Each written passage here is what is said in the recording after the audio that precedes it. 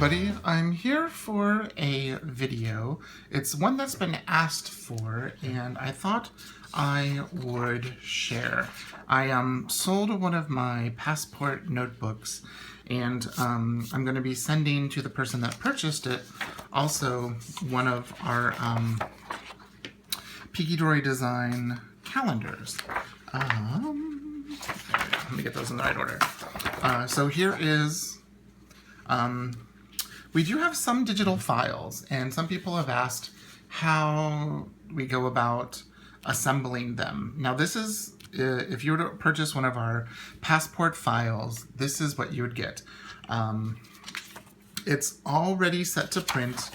All you have to either do is set your printer to duplex, or print the odd pages, flip them, and then print the even pages. Because it's all set and laid out in book format if you print. This right here is page 1, page 2, page 3, and so on. So the first step is folding everything in half. So what you get with your file is you get this, the actual file itself, and then you'll get one of these, one of the cutting guides. So, and then I just printed that because all of our inserts that we print come with that. It's basically just this, slightly different size. So what I like to do is start from the very center. So I like to start from the very center, so we've got, and I usually fold 2 pages at a time. What I do is I make sure that I line up the corners very well, and then I'll even come through with a bone folder. I've got 2 different types here. This is the one I tend to use for this type of folding, and so you've got a very nice crease. And then you do that with the rest. I'll be right back because I don't want to waste your time watching me fold. Okay, one thing that I forgot to do was to go over a list of items that you're going to need. You're going to need some sort of a cardstock or a thicker paper for a cover if you so choose to do that. You're going to need the digital file, which I have now folded. And this is digital file 1. Digital file 2 you get is the cutting guide. Then you're going to need some sort of a bone folder. This one right here is a Martha Stewart. You can see that right there. And then this is just the Recollections one that you can get at Michael's for like next to nothing. You're going to need some sort of a cutter. And I've got 2 Rotary Fiskars cutters. I tend to use this one because I feel like I have much more control if I use it than this one, but this one works just fine. This one's a little bit more expensive because of the larger blade and because of the handle. You're going to need some sort of a metal lined ruler. I like to use the Tim Holtz because it has the grid, so you know when you're trying to line up you can get a really good line. Or even this one works really well. It's by UB, and you can see underneath or through the numbers. So that's another good one to use. Of course, you're going to need paper to print on. You're going to need some sort of a way to stitch the book. Now you can do it with a needle and thread, or some sort of a dental floss even works really well. I've seen people use that. Or I use this. This is a saddle stapler, and the reason I use this is because I make so many inserts that this is just so much easier to use. Or you can use like a long arm stapler, or you can even use one of the staplers by Daiso that has this part that flips out to the side. Those work really well. Or you can just use a regular stapler and a like an eraser. I've seen lots of people do that. Okay, so we have the insert folded in half, and what you can do is you can double check to make sure you've got January, February, March, April, May, June, and the very center of this insert is July because it's just a 1-year monthly calendar.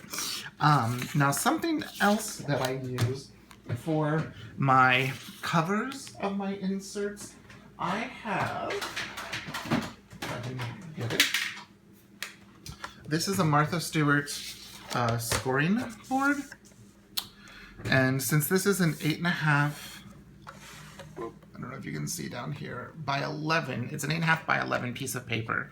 What I like to do, since this we fold in half this way, it's 8.5, that in half is 4 1/4, so there's my 4 1/4, and I like to use this just a couple of times. Now it does come with a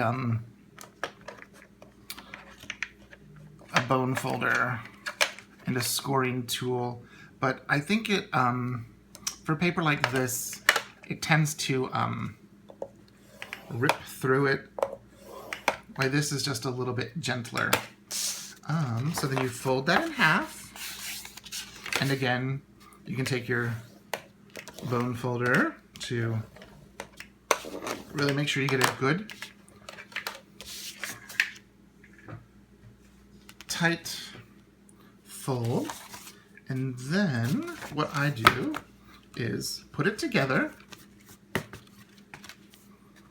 and I'm going to use my saddle stitch stapler, and I like to make sure that this paper is just a little bit longer than 11, so I like to make sure that it's tight towards the bottom.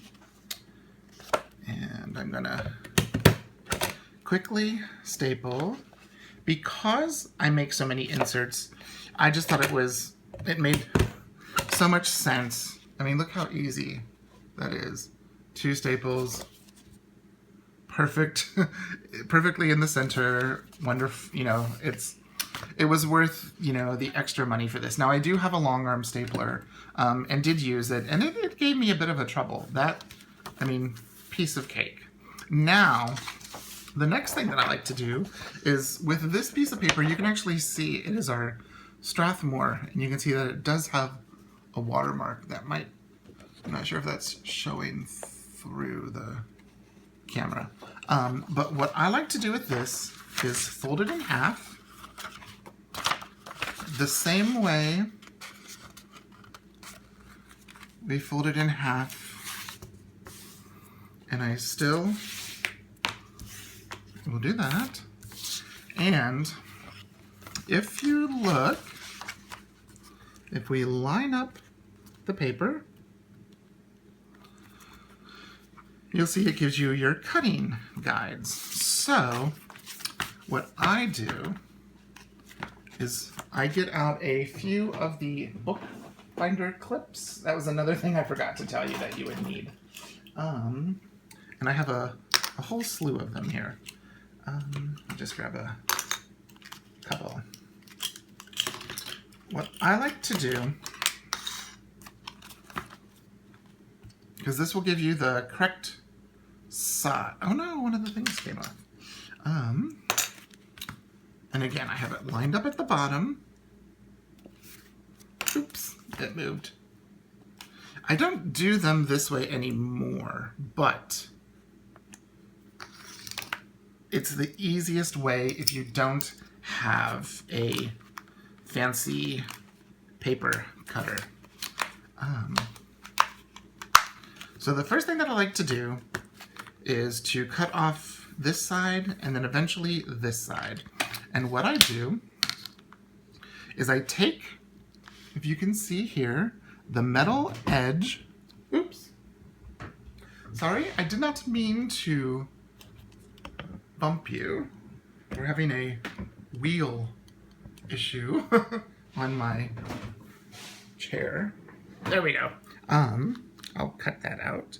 What I like to do is line up the metal edge, you can see, with that line, and make sure you've got a very firm grip, And make sure you have your fingers out of the way. And then this does take a little bit of time to cut all the way through. The sharper the blade, the easier it is going to work. Then what I do is I move that all the way down here, and we do the exact same thing on this side. I haven't done this in a long time for an insert. Just make sure it's nice and held firm. There we go.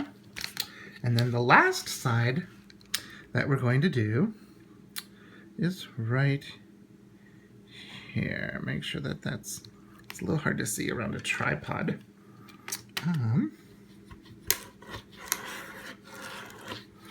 Just make sure your fingers are out of the way. There we go. And what you should have when you are done is a Peke Dori Design passport insert that you have printed, assembled, stapled, and cut all by yourself. And you'll see that if we put it here on our grid, 1, 2, 3, 4, 5, and it should be 3.5.